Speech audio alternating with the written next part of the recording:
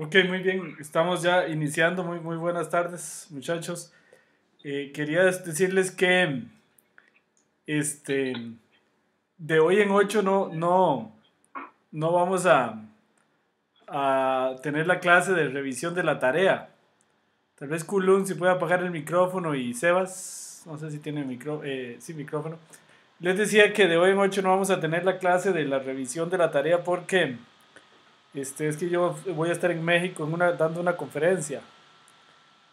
Entonces lo que vamos a hacer es que ustedes me entregan la tarea normalmente por correo y yo la reviso. Nada más. Les recuerdo, por cierto, que la tarea del 40% es la presentación. En esa clase, bueno, el 100% va a ser el documento. Pero en clases anteriores hay gente que tiene máximo 60 de nota porque no ha ido a la clase a hacer la presentación. Eso nada más como un recordatorio. Bueno, de hoy en 8 entonces eh, no tenemos clase, sino que ustedes me envían la tarea. Y de hoy en 15, entonces nos vemos nuevamente online para la siguiente clase del siguiente método, que serían los métodos de potenciación y los métodos de consenso. Y las redes neuronales. Tal vez ese día vamos a ver si podemos ver 3 métodos de una sola vez, para en la penúltima clase después ver métodos simbólicos. Ok, ¿les queda claro la mecánica? Todo Sí. claro, todo claro. Ajá. Claro, claro. Bueno, muy bien, entonces repito para que quede en la grabación por aquellos los que no están. De hoy en 8 no tenemos clases, solamente enviar la tarea. Y de hoy en 15 nos vemos nuevamente online por este medio para la siguiente clase teórica. Eh, y la tarea de hoy en 8 la vamos a revisar 100% el documento. ¿Ok? Porque el 40% siempre es la presentación. Dicho sea de paso, algunos han perdido ese 40%. Bueno, muy bien. Entonces, para empezar, les voy a compartir mi escritorio. Ok, ahí lo tienen. Hoy vamos a estudiar máquinas vectoriales de soporte. Este es un método bastante moderno, lo que se llama métodos predictivos, que viene de la escuela de Machine Learning. Este es un método que claramente es de la escuela de Machine Learning. Machine Learning es algo muy parecido a minería de datos, pero que está más en el lado de las escuelas de computación. Hay otros métodos que vienen del Statistical Learning, que viene de las escuelas de estadística, más bien. Por ejemplo, el análisis discriminante, los árboles de decisión, son más de las escuelas de estadística, de Statistical Learning, se conocen esos. Este es un método que viene más de Machine Learning.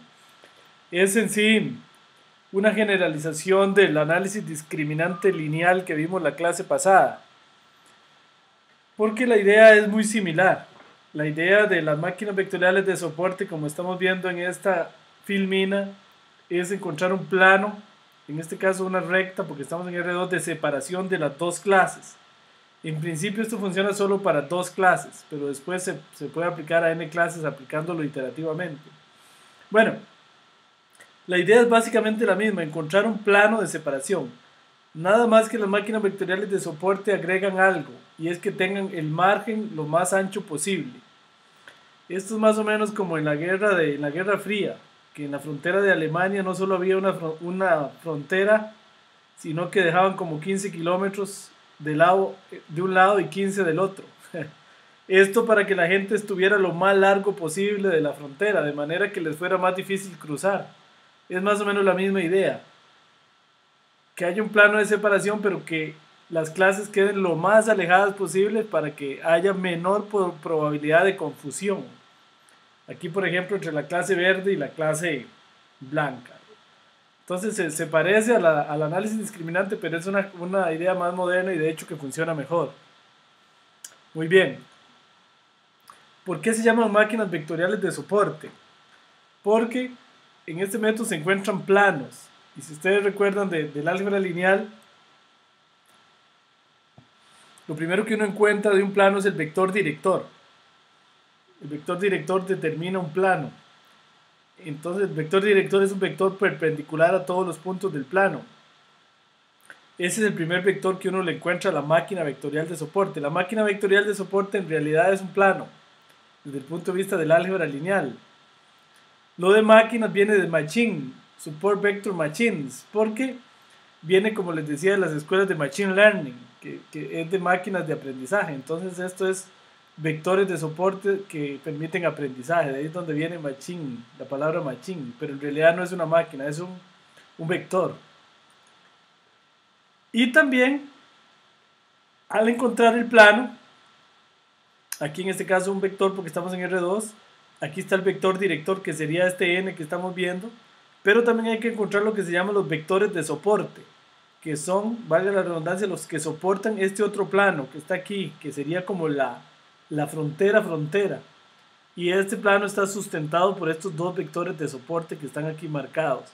Y este otro plano también por este otro vector. Entonces estos vectores son los que se conocen como vectores de soporte, que son los que soportan, valga la redundancia, o los que definen el plano de soporte.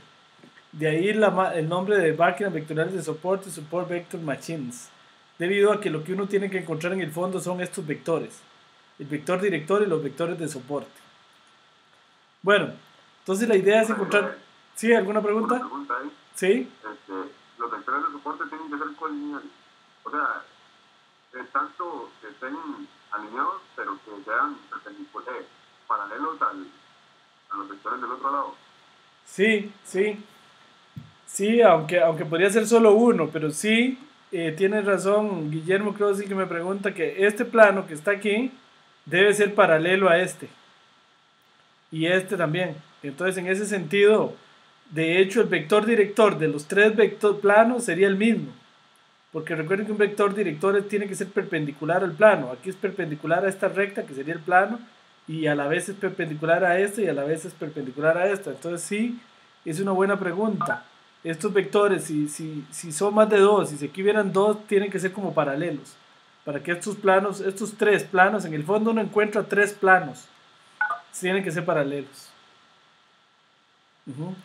Ok, sí. Ok, con gusto. Si tienen alguna pregunta, entonces me interrumpen. Ahorita también les doy espacio. Bueno, la función lineal, una función lineal en general, si se acuerdan, en R2 es AX más B. Cuando uno tiene en general en Rn se puede ver así también Wx más B, nada más que en este caso W sería una matriz cuando está en Rn y B sería un vector. Cuando estamos en R2 estos son números, pero el esquema es igual. Entonces aquí se encuentra el plano, en este caso una recta, luego la clase verde van a ser donde la recta es mayor que 0, si estuviéramos en R2, y aquí los que son menores que 0. Entonces se busca un hiperplano en el espacio de las variables. La norma del vector director se puede calcular, esto viene del álgebra también, no sé si se acuerdan, ¿verdad? Del vector director, si esta es la recta, entonces se puede calcular como W, si estuviéramos en R3, este es un vector, W entre la norma de W. Este es el vector, se divide entre la norma porque el vector director tiene que tener norma 1, entonces un vector dividido entre su norma siempre tiene norma 1. Entonces así se calcula este primer vector. Bueno, ¿cómo clasificar estos puntos mediante una función discriminante lineal reduciendo al mínimo el error? Podrían existir una cantidad infinita posible de hiperplanos. Eso es interesante. Vean esta animación. Ahí hay un hiperplano. Ahí hay otro. Ahí hay otro. Ahí hay otro. Y podrían haber infinitos planos. Ahora, ¿cuál es el mejor? También podría no haber ninguno, ¿ah? Porque podrían estar entrelazadas las clases y no ser separables linealmente, entonces podrían no haber ninguno. Pero también podrían haber muchos, como en este caso. Entonces, ¿cuál es el mejor? Eso es lo que agrega la máquina vectoriales de soporte al análisis discriminante, más algo que vamos a ver más adelante.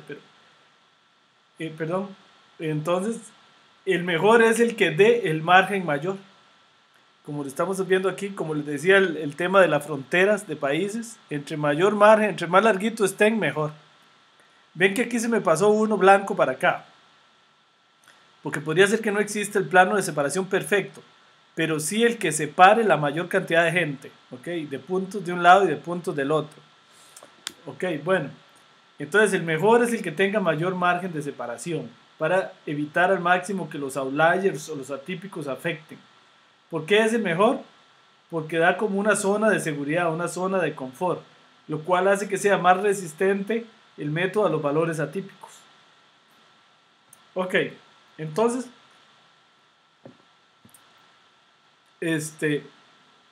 si, si, si tenemos la tabla de aprendizaje donde XY son los predictores o las variables que predicen y Y la variable a predecir, el problema se puede ver así. Aquí la clase verde son los mayores a 0 y la clase blanca los menores a 0. Con una transformación lineal de las variables W y B, el problema es equivalente a esto. ¿Ok? Entonces, esto es un tema un poquito matemático. Se los voy a explicar aquí mejor. La idea es encontrar los vectores de soporte.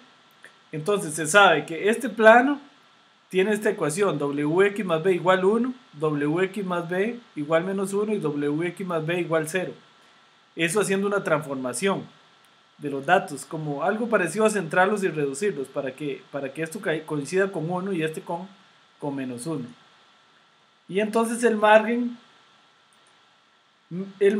en ese caso, con esa transformación de datos, se puede probar matemáticamente que es 2 dividido entre la norma de W. 2 dividido entre la norma de W sería el margen, haciendo esa transformación de los datos. Ok, entonces el problema matemático en el fondo es maximizar 2 dividido entre W, porque recuerden que lo que queremos maximizar es el margen, y el margen mide 2 entre la norma de W. Entonces vamos a maximizar eso, sujeto a que Wx más W traspuesto xy más b sea mayor o igual a 1, que serían estos, y que Wt xy más b sea menor o igual a menos 1, que sería esta parte. Entonces esto es lo que se conoce en matemáticas como un problema de optimización. Ustedes lo pueden hallar un poco confuso porque, o si ustedes llevaron investigación de operaciones, esto se estudia en investigación de operaciones. ¿Sí llevaron ustedes investigación de operaciones, muchachos? No. Les pregunto. Sí llevaron.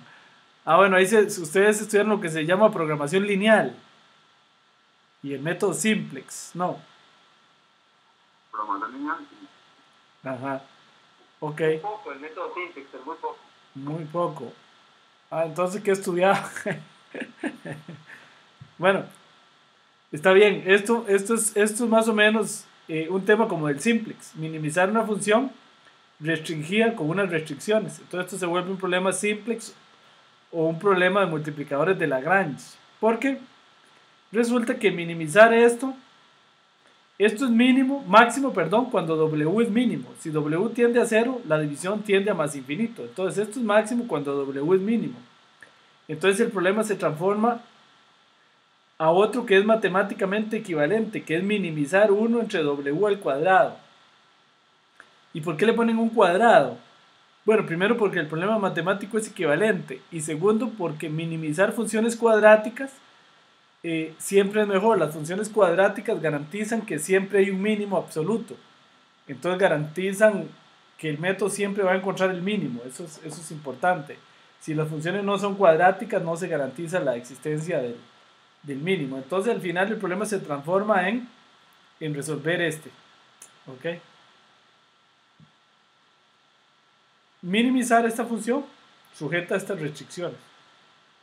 Ese es un problema puramente de programación que se estudia en los cursos de investigación de operaciones, cómo se resuelve esto. Bueno, por dicha, ese no es nuestro problema ahora, digamos. Sería bien pesado si yo les dejara una tarea programada para resolver esto a pie. Es complicado, porque para esto se tiene que usar, bueno, el problema se transforma en multiplicando y por wt xy más b mayor o igual a 0. Minimizar esto sujeto a estas restricciones es equivalente a minimizar esto con algo que se llama multiplicadores de Lagrange.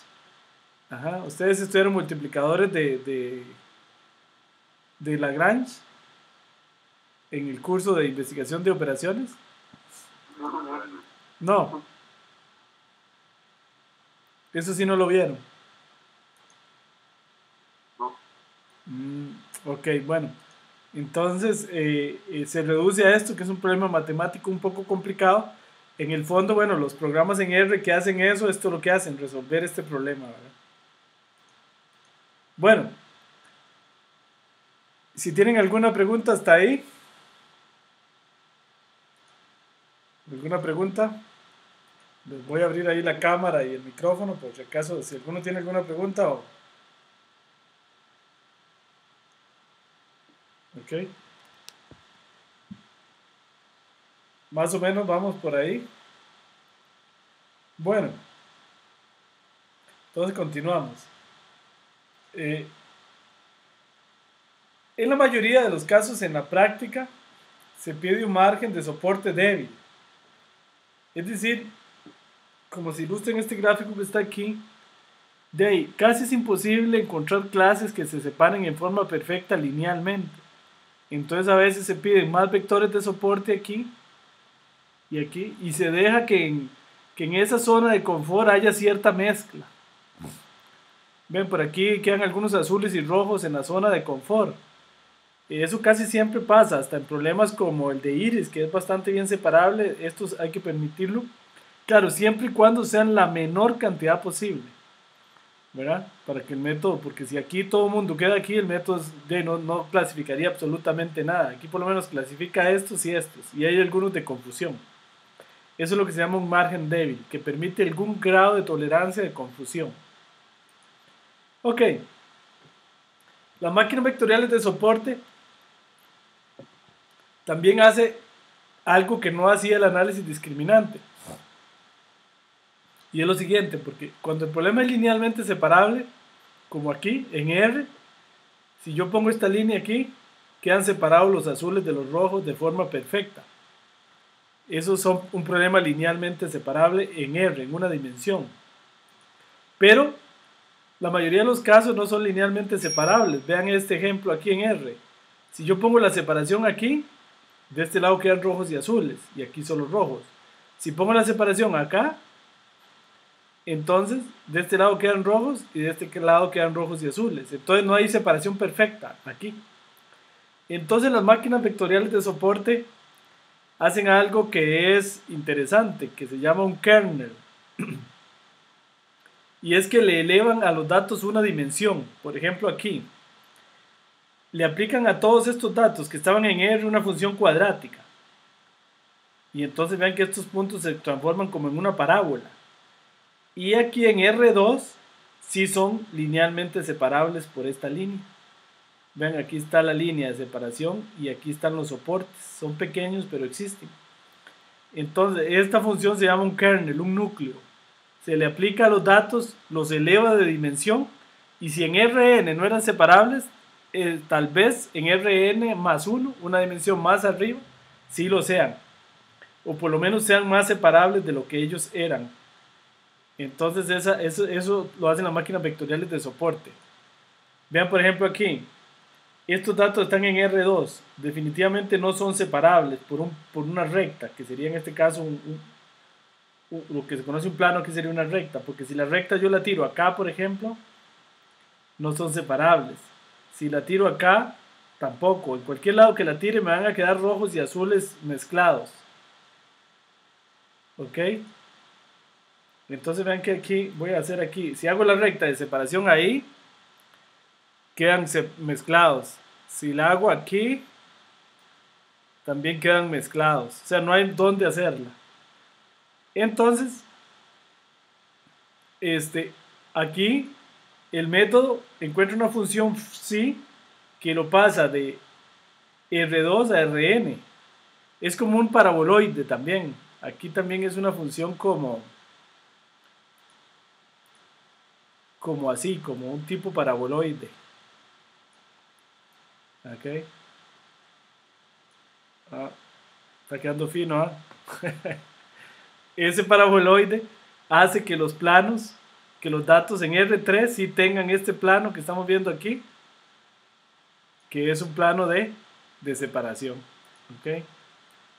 Entonces no eran separables en R2, pero sí son separables en R3. Aquí estamos en R2 y aquí estamos en R3. ¿Ok? Entonces aquí no son separables, pero aquí sí. Ahora, ¿cuál es esta función? ¿Cuál es esta función? Esa es la pregunta de los 100 pesos, ¿verdad? Ahora vamos a ver que los paquetes prevén varios kernel. En los paquetes que vamos a ver, en el que les voy a presentar, hay como 4 kernels. Y en otro que usa Ratel hay 10 kernels, si mal no recuerdo, 8 o 10. Que son los que ella intenta, ¿eh? Y al final uno intenta algún kernel y se queda con el que mejor le funciona. Vean aquí también, tengo estos datos que no son separables. ¿Ok? Porque donde quiera que los parta, por ejemplo aquí, quedan mezclados. Si los parto aquí también, etc. Entonces le aplica, esta es una función. x1, x2 lo pasa a r3, elevando x1 al cuadrado, raíz de, raíz de 2 x1 por x2 y raíz de x2 al cuadrado. Y aquí, esta función es una especie de paraboloide. Entonces este paraboloide acá hace como que los datos sean separables en R3. ¿Ok? Entonces, esta es la función. Esto es lo que se llama un núcleo. Ahora vamos a ver que el paquete prevé varios núcleos. ¿Cuál es el núcleo que funciona para mejor para los datos? Depende de los datos, ¿verdad? Depende de los datos. Lo que hay que hacer es probar a ver cuál da mejor. Bueno, ¿alguna pregunta? Si tienen alguna pregunta por ahí, muchachos. Una preguntita, Sí. si por ejemplo ninguno de los intentos que hace con el núcleo, digamos, se queda con el que mejor funcione, no intenta llevarlo a la siguiente división. O sea, R2 siempre va a quedar sin R3. Sí. A lo sumo. Sí. Muy buena pregunta, Diego. Sí. Lo que hace es aplicar una dimensión más y en una dimensión más trata de hacerlo. Eso que usted dice, ya, es un problema matemático interesante para una tesis de maestría o hasta doctorado. ¿Qué pasaría si yo trato de elevarlo de R2 a R20? ¿Verdad? Pero ahora, ¿cómo encontrar esa función, verdad?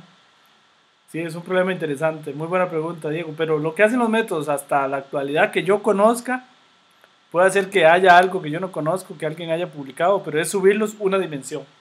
De Rn a Rn más 1. Y lo que hacen los programas ahora es usar varios kernel predefinidos. Nada más, no permite meter un kernel. En código sí, en código uno podría, un poquito más laborioso, definir uno el kernel. Pero no es fácil. Diego, ¿sí? Ay, gracias, nada más gracias. Ok, muy buena pregunta. Ok. Bueno, en Ratel se puede hacer máquinas vectoriales de soporte. Les voy a mostrar aquí el ejemplo de Iris en Ratel. Entonces en Ratel, como ustedes ya saben, se cargan los datos, se les pone el separador.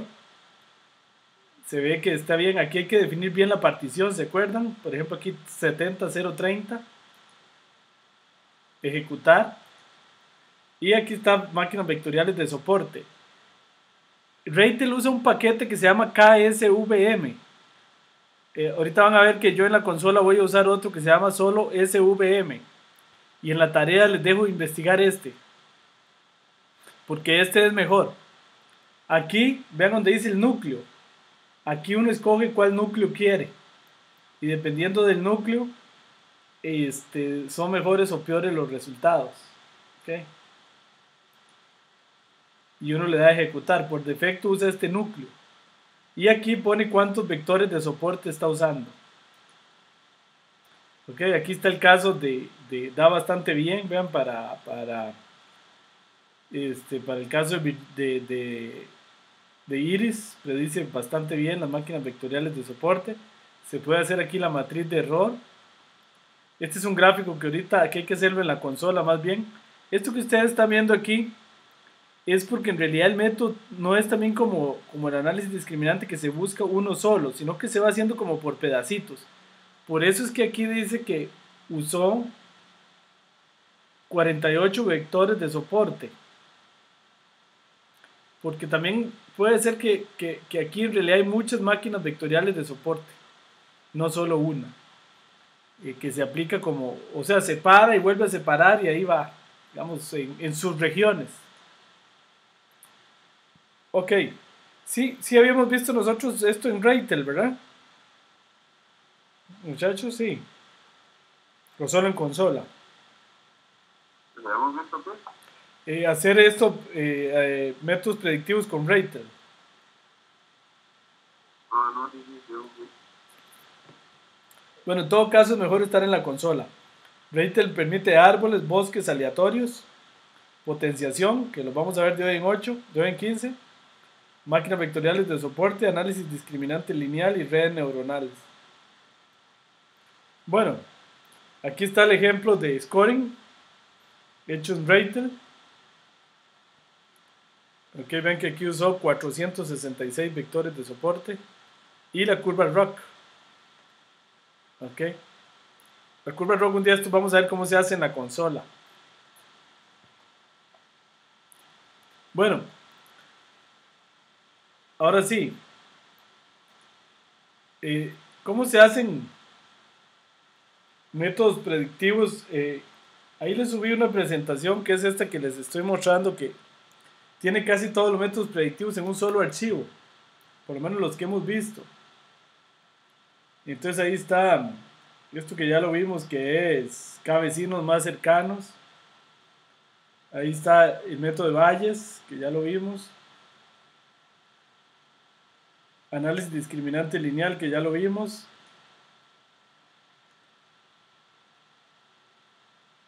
Análisis discriminante cuadrático, que ya lo vimos.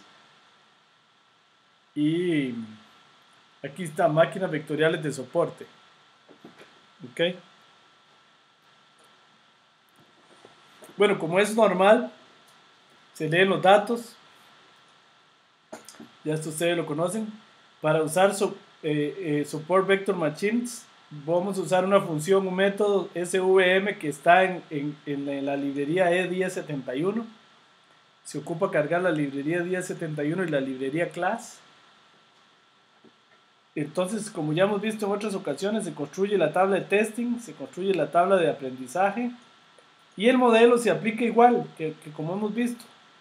SVM de Support Vector Machines, la variable a predecir, el Gauchancho punto, que quiere decir que va a usar como esta es la variable a predecir y las variables predictoras son todas las demás. Los datos están en T aprendizaje y vean aquí voy a usar un kernel lineal. Este es el kernel que les mencionaba antes. En este caso vamos a usar kernel lineal. Ok, corremos el método, construye 25 vectores de soporte y predict se ejecuta como es usual, se le pasa el modelo y se le pasa la tabla de testing. Predict es un método polimórfico, entonces él sabe que dependiendo del modelo que le pasen, así se ejecuta.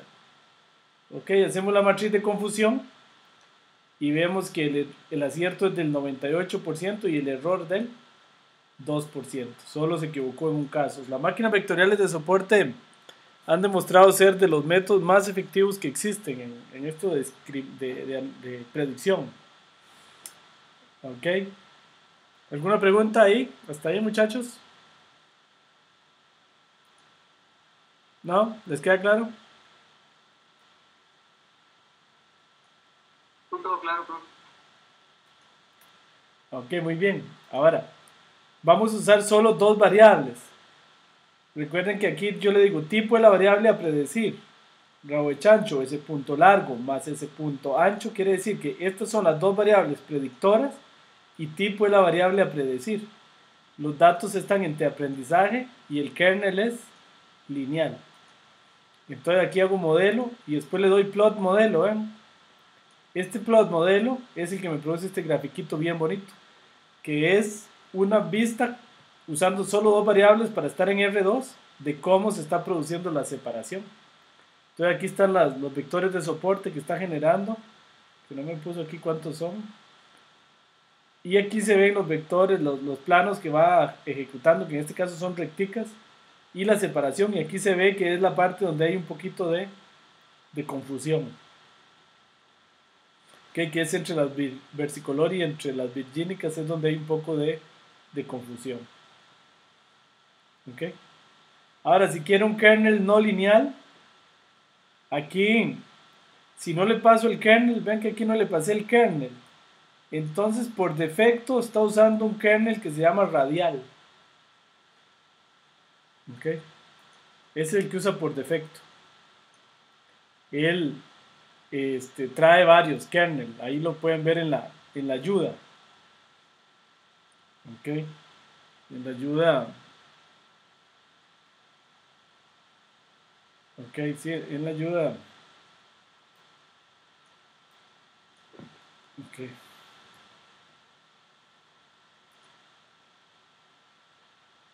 Podemos ver.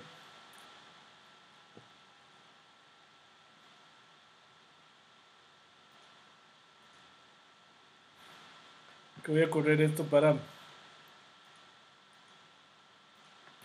llamar la ayuda.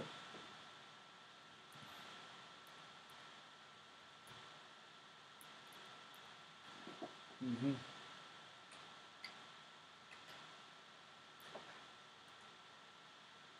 Ok, entonces vean que el support vector machine, el kernel, por defecto es radial. Ok, y el kernel puede ser, este paquete trae lineales, polinomiales, base radial y sigmoides. Esos son los que trae. En la tarea les dejo investigar otro paquete que se llama, ya se me olvidó con una letra aquí antes, y ese, ese paquete trae más kernels.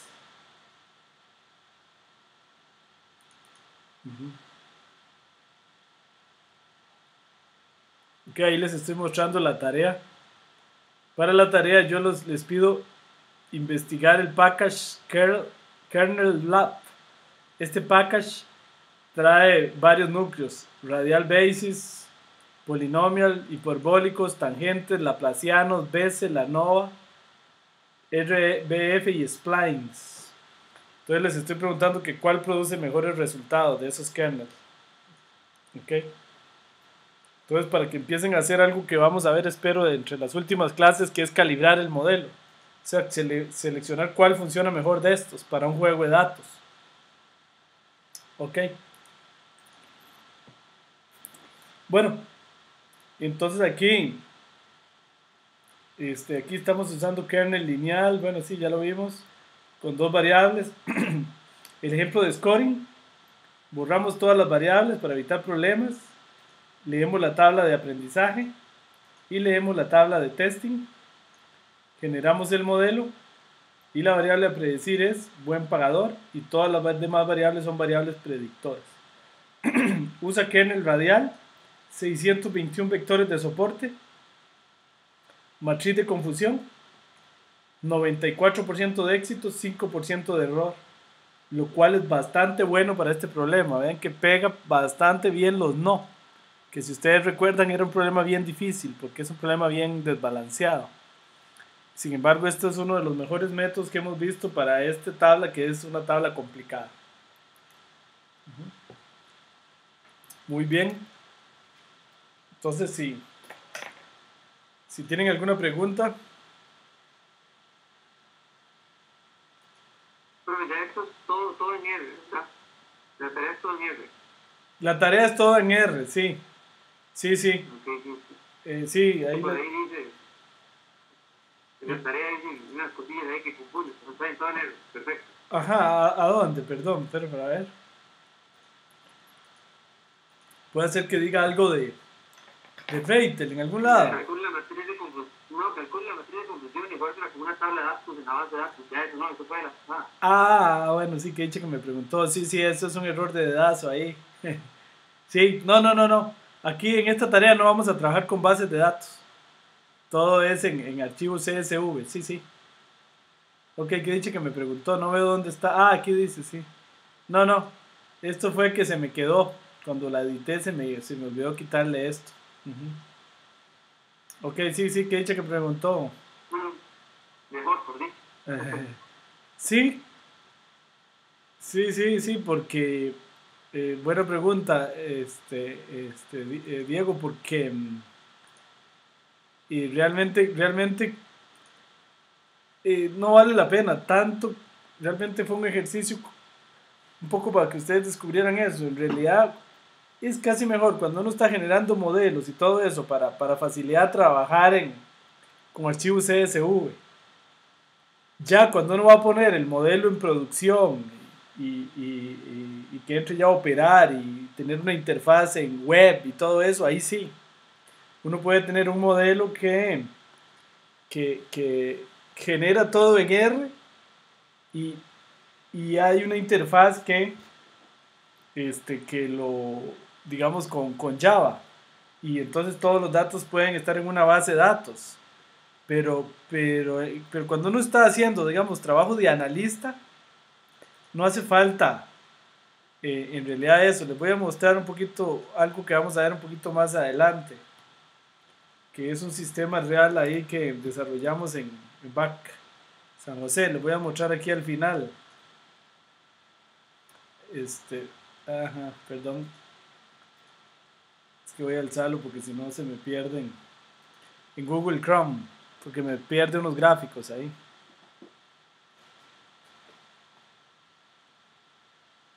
Ok, entonces uno puede, uno puede hacer esto, ¿no? El código de R, como estamos viendo en esta pequeña parte de código, uno lo puede empotrar en Java o en C++.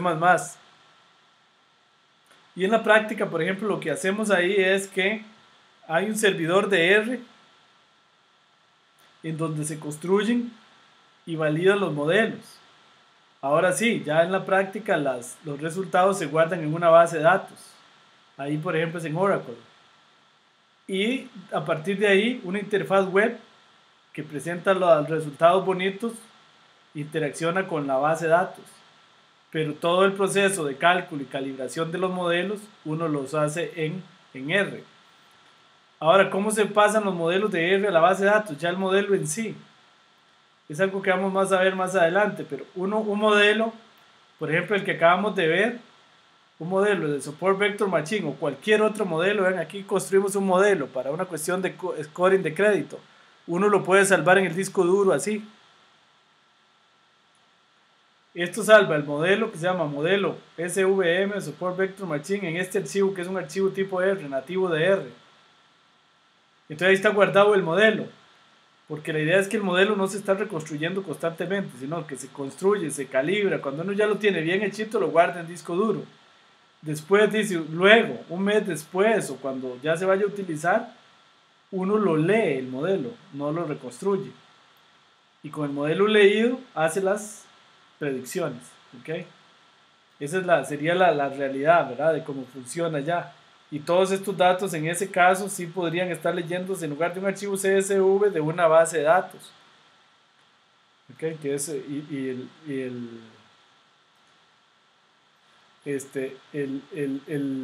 los modelos y las tablas ya pueden estar en bases de datos. Y él recalcula y todo lo guarda aquí. Y aquí se interacciona con web. Uno puede hacer una comunicación directa, ¿verdad? Como ustedes ya conocen, ¿verdad? Que vimos, algunos lo presentaron eso el semestre pasado, ¿verdad? Ok, nada más para... Entonces, lo que les quería decir es que en la práctica a veces es mejor, cuando uno está haciendo trabajo más bien de minería de datos, propiamente construir el modelo, de calibrarlo, para efectos de facilidad, es mejor estar a veces con un CSV. Muy bien, ¿alguna pregunta? Para la tarea, para el nuevo modelo hay que usar la herramienta de calibración o tiene que hacerlo uno ahí, No, sí, buena pregunta, Guillermo. Por ahora lo que ustedes tienen que hacer es correr con todos los kernels del modelo, que en la práctica eso es lo que se hace, ¿verdad? Pero un poquito más automatizado, pero correr todos los modelos, aquí lo estamos viendo, y ver cuál, por ejemplo, un criterio podría ser, ¿verdad? El más simple, cuál genera menor error global, ¿verdad?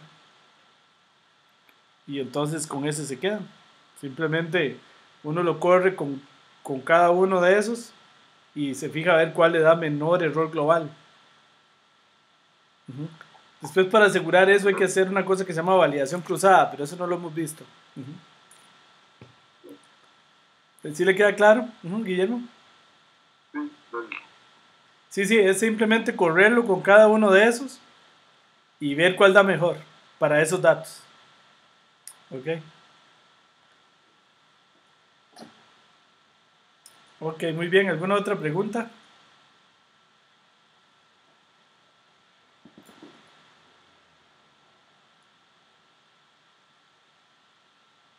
Ok, bueno. Entonces, ¿no tienen más preguntas? Bueno, entonces decirles que... no hay ninguna pregunta yo. ¿Tiene una pregunta? No, que no tengo No. nada. Estoy bien. Ok, muy bien, Diego. Entonces, bueno, voy a dejar de compartir el escritorio en este momento. Este, decirles, entonces, repito nuevamente, cómo está el asunto. De hoy en 8, entonces, ajá, aquí algo pasó. De hoy en 8, entonces no tenemos clase, nada más me envían la tarea por correo, por aquellos que llegaron tarde. El 100% de la tarea se va a evaluar en base al documento. Les repito, por aquellos que llegaron tarde, los que no han ido a presentar algunos días la tarea han perdido los 40 puntos de presentación. La ventaja de hoy en 8 es que el 100% va a ser del documento. Y nos vemos de hoy en 15, igual aquí online, para ver el próximo método. Entonces, la próxima clase como voy a estar en México, entonces mejor no me comprometo porque no sé si voy a estar a tiempo para poder verlo o no. Entonces, yo nada más reviso los documentos. Me envían el PDF. Ok. ¿Alguna pregunta?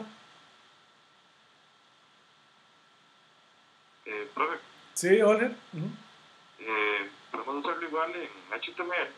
Ah, bueno, sí, perdón. Pueden hacerlo en el HTML y me mandan en la dirección. Sí, Ok, perfecto. sí, queda mejor todavía una dirección HTML y me la mandan. Mejor, Perfecto.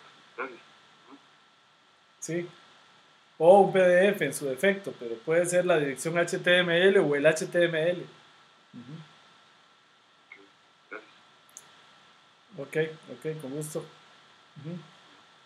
¿Alguna otra pregunta? Ok, bueno, muy bien muchachos, un gusto haberlos escuchado por este medio. Eh, cualquier cosa, cualquier duda, ahí me mandan un correo, porque yo me voy para México un día de estos y vuelvo hasta la otra semana. Ujú. Entonces, eh, cualquier duda ahí me mandan un correo si tienen algún problema. La idea es entonces, bueno, de hoy en 15, es que el semestre no le falta mucho, ya de hoy en 15 que es 24, vamos a estudiar métodos de consenso y de potenciación. Tal vez, no sé si redes neuronales, voy a ver si queda muy largo. Después la tarea esa la revisamos el 31. El 7, voy a ver qué me da, qué mejor veo, si métodos simbólicos o calibración de modelos o ambas cosas. Y el 14 ya es la última tarea. El semestre termina el 14 de noviembre. Ok, ese día es la última clase. Entonces cerramos con calibración de modelos o con modelos simbólicos. Voy a pensar un poco o las dos cosas. Vamos a ver si me da tiempo de ver las dos cosas en una sola clase. Eso sería el 14, terminamos ese día de la última clase, porque el 15 termina el semestre. No sé si sabían, sí.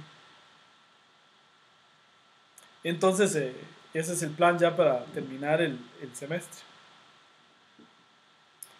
Ok, bueno muchachos, si no tienen preguntas, entonces nos vemos de hoy en 15. Hasta luego muchachos. Muchas gracias, profe. Bueno, Muchas gracias. Con mucho gusto. Hasta luego. No, profe, gracias. Nos vemos. Hasta luego.